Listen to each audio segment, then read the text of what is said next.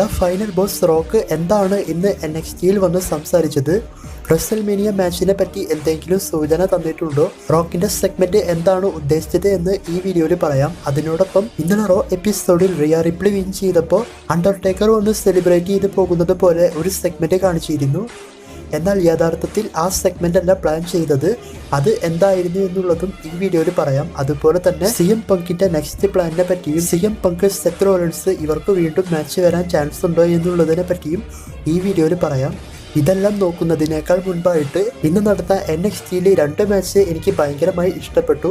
ആ 2 മാച്ചിനെ പറ്റി ജസ്റ്റ് ഒന്ന് പറഞ്ഞുകൊണ്ട് വീഡിയോ സ്റ്റാർട്ട് ചെയ്യാം. അപ്പോൾ ആ 2 മാച്ച് ഏതാണ് എന്ന് ചോദിച്ചാൽ, ഒന്നാമത്തെ മാച്ച് NXT വുമൺസ് ചാമ്പ്യൻഷിപ്പ് മാച്ചാണ്. ഈ മാച്ച് നടന്നത് NXT women's champion Roxanne Perez versus Julia, ഇവർക്കാണ് ഈ മാച്ച് നടന്നത്. ഈ മാച്ചിനെ പറ്റി നോക്കുമ്പോൾ നല്ല അടിപൊളി മാച്ചായിട്ടാണ് മുന്നോട്ട് പോയത്. മാച്ചിന്റെ അവസാനത്തിൽ റോക്സാൻ പെരസിനെ ഒരു റെസ്ലർ വന്ന് ഹെൽപ്പ് ചെയ്യുന്നത് പോലെയെല്ലാം കാണിച്ചിരുന്നു.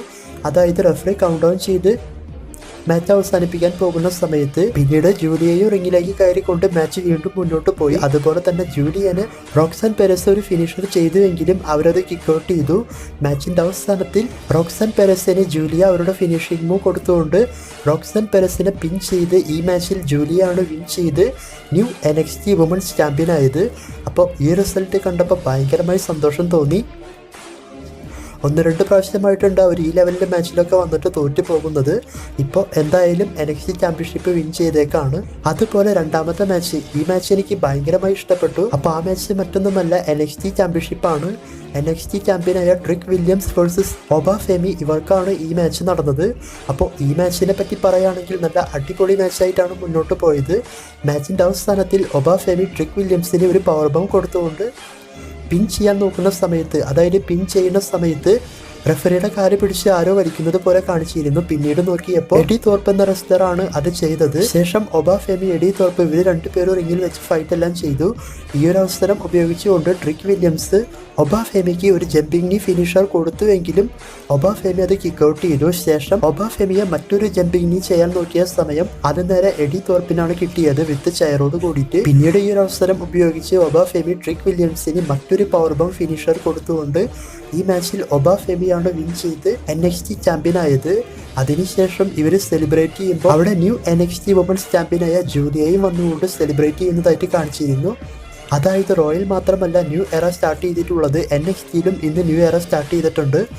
അപ്പോൾ ഇത് രണ്ടും എനിക്ക് ഭയങ്കരമായി ഇഷ്ടപ്പെട്ടു. ഇനി ഒരു കാര്യം കൂടി പറഞ്ഞിട്ട് മറ്റുള്ള ന്യൂസ് എല്ലാം പറയാം. അതായത് ഈ ഒരാഴ്ചയിലുള്ളിൽ WWE 3 വുമൺസ് ചാമ്പ്യൻസ് ആയിരുന്ന റെസ്ലേഴ്സിന്റെ ചാമ്പ്യൻഷിപ്പ് റൺ മൊത്തം അവസാനിപ്പിച്ചു. അതായത് ഒരാഴ്ച അല്ലെങ്കിൽ 1-2 ദിവസത്തിന്റെ വ്യത്യാസത്തിൽ സ്മാക്ക് ഡൗണിൽ മണി ഇൻ ദി ബാങ്ക് ഉപയോഗിച്ച് ടിഫനി സ്ട്രാറ്റൻ നയ ജാക്സിനെ പിൻ ചെയ്ത് നയ ജാക്സിന്റെ ചാമ്പ്യൻഷിപ്പ് റൺ അവസാനിപ്പിച്ച് ടിഫനി ന്യൂ ചാമ്പ്യനായി. റോ ബ്രാൻഡിൽ Rhea Ripley women's world champion Liv മോർഗനെ പിൻ ചെയ്ത് റിയ റിപ്ലി വിൻ ചെയ്ത് ന്യൂ ചാമ്പ്യനായി. ലിവ് മോർഗന്റെ ചാമ്പ്യൻഷിപ്പ് റൺ അവസാനിപ്പിച്ചു. ഇപ്പോൾ ഇതാ NXT വുമൺസ് ചാമ്പ്യനായിരുന്ന റോക്സാൻ പെരസിനെ പിൻ ചെയ്തുകൊണ്ട് ന്യൂ NXT വുമൺസ് ചാമ്പ്യനായി ജൂലിയ വിൻ ചെയ്ത് റോക്സാൻ പെരസിന്റെ NXT ചാമ്പ്യൻഷിപ്പ് റണ്ണും അവസാനിപ്പിച്ചു. അപ്പം 3 ചാമ്പ്യൻഷിപ്പും ദിവസങ്ങളുടെ ഗ്യാപ്പിലാണ് കൈമാറിയിട്ടുള്ളത്. ഇതിനെപ്പറ്റി നിങ്ങളുടെ അഭിപ്രായം ജസ്റ്റ് ഒന്ന് കമൻറ്റ് ചെയ്യുക.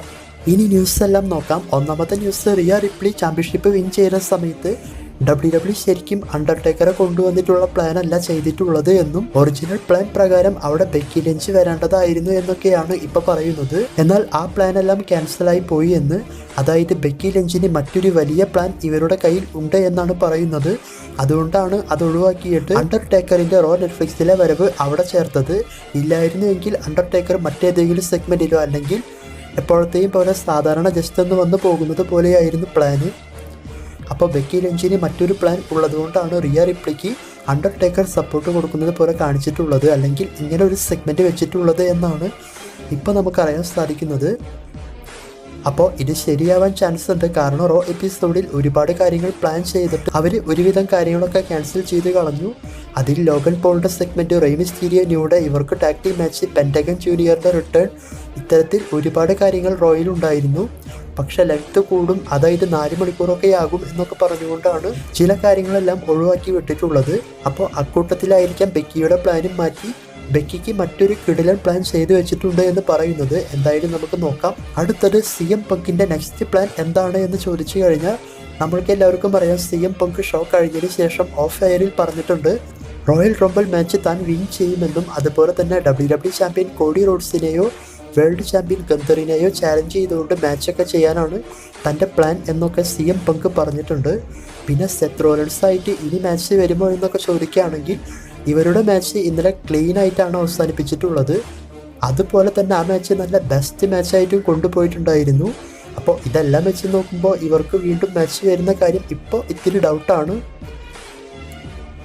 എന്തായാലും നോക്കാം. ഇവരെല്ലാം റോയൽ റംബിളിൽ ഒരു ക്ലാഷ് വരാൻ ചാൻസ് ഉണ്ട്. അതല്ലാതെ വീണ്ടും ഇവർക്ക് മാച്ച് കൊണ്ടുപോവില്ല എന്നാണ് തോന്നുന്നത്. ഇപ്പം ഞാൻ ഇങ്ങനെ പറയാനുള്ള കാരണം ഈ മാച്ച് ക്ലീൻ ആയിട്ട് അവസാനിപ്പിച്ചതുകൊണ്ടാണ്. ഇല്ല എങ്കിൽ ഇവർക്ക് തമ്മിൽ മറ്റൊരു മാച്ച് നമുക്ക് പ്രതീക്ഷിക്കാമായിരുന്നു. എന്തായാലും ഈ മാച്ച് ഇനി നടക്കാതിരിക്കുകയാണ് നല്ലത്. കാരണം നല്ലൊരു മാച്ച് അവർ ഓൾറെഡി ചെയ്തു കഴിഞ്ഞു. ഇനി സെത്തിൻ്റെ പ്ലാൻ എന്തായിരിക്കുമെന്നൊക്കെ അപ്ഡേറ്റ് കിട്ടുകയാണെങ്കിൽ പറയാം. ഗന്തറിൻ്റെ കൂടെ വേൾഡ് ചാമ്പ്യൻഷിപ്പിന് പോയേക്കാമെന്നൊക്കെ മുൻപ് തന്നെ റൂമറെല്ലാം വന്നിട്ടുണ്ടായിരുന്നു. എന്തായാലും നോക്കാം. ഇനി ഫൈനൽ ബോസ് റോക്ക് വന്നുകൊണ്ട് എന്താണ് സംസാരിച്ചത് എന്ന് പറയാം ഇന്നത്തെ NXTയിൽ. അപ്പോൾ റോക്ക് വന്നതിന് ശേഷം NXT ഫാൻസിനോട് പറയുന്നത് നിങ്ങളുടെ ഈ ഒരു സപ്പോർട്ടെല്ലാം കാണുമ്പോൾ തനിക്ക് ഭയങ്കരമായിട്ട് ഗൂസ് ബംസ് വരുന്നുണ്ട് എന്നൊക്കെയാണ്. അതുപോലെ തന്നെ തുടർന്നും ഇതുപോലെ സപ്പോർട്ട് ചെയ്യുക. ഇവിടെ വരുന്ന റെസ്ലേഴ്സിനെയും നിങ്ങൾ സപ്പോർട്ട് ചെയ്ത് മുന്നോട്ട് കൊണ്ടുപോയാൽ മാത്രമേ അവർക്ക് നല്ലൊരു ലെവലിലേക്ക് എത്താൻ സാധിക്കൂ. അതുപോലെ തന്നെ ഇന്നലെ നടന്ന റോ എപ്പിസോഡിൽ എന്തുകൊണ്ടാണ് കോഡി റോഡ്സിനെ സപ്പോർട്ട് ചെയ്തത്, കോഡി റോഡ്സുമായിട്ട് ഒരു ഫ്രണ്ട്ഷിപ്പ് ലെവലിൽ പോയി, അതിനെപ്പറ്റിയും റോക്ക് ഈ സെഗ്മെന്റിൽ പറഞ്ഞിരുന്നു.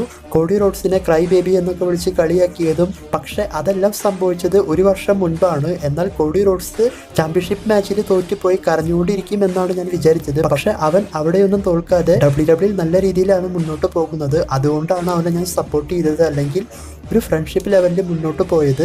പിന്നെ ഫൈനൽ ബോസ് റോക്ക് എപ്പോഴും എല്ലാവരേക്കാൾ 20 ചുവട് മുന്നേ, അതായത് എല്ലാവരേക്കാൾ മുകളിൽ താൻ ചിന്തിക്കും എന്ന ലെവലിൽ ഈ സെഗ്മെന്റിൽ ഫൈനൽ ബോസ് റോക്ക് പറഞ്ഞിട്ടുണ്ട്. അതുപോലെ തന്നെ Triple H, ഷോൺ മൈക്കിൾ ഇവർക്കും നൈസായിട്ട് ഒരു കുഞ്ഞു പണി കൊടുത്തിട്ടുണ്ട്. അതായത് അവർ ബാക്ക് സ്റ്റേജിൽ ഷോ അവസാനിപ്പിക്കാൻ ടൈമായി എന്നൊക്കെ പറഞ്ഞ് നോക്കിയിരിക്കുന്നുണ്ടാകും. എന്തായാലും ഇനി 3 മിനിറ്റ് 2 മിനിറ്റ് ഒക്കെ ഉണ്ട് എന്നൊക്കെ പറഞ്ഞു. പിന്നീട് റോക്ക് പറഞ്ഞിട്ടുള്ളത് ഇങ്ങനെയാണ്.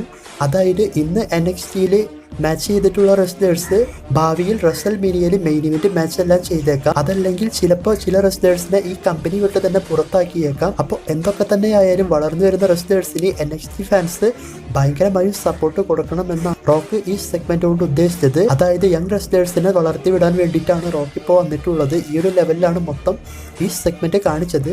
പിന്നെ റോക്കിന്റെ റസൽമേനിയ പ്ലാൻ റോമൻ റെയിൻസ് ആണോ കോഡി റോഡ്സ് ആണോ എന്നുള്ളതിനൊന്നും വലിയ സൂചനയൊന്നും തന്നിട്ടില്ല. പക്ഷേ കോഡി റോഡ്സിനെ ഇന്ന് നടന്ന സെഗ്മെന്റിലും ജസ്റ്റ് ഒന്ന് കളിയാക്കുന്നത് പോലെയും റോക്ക് കാണിച്ചിരുന്നു.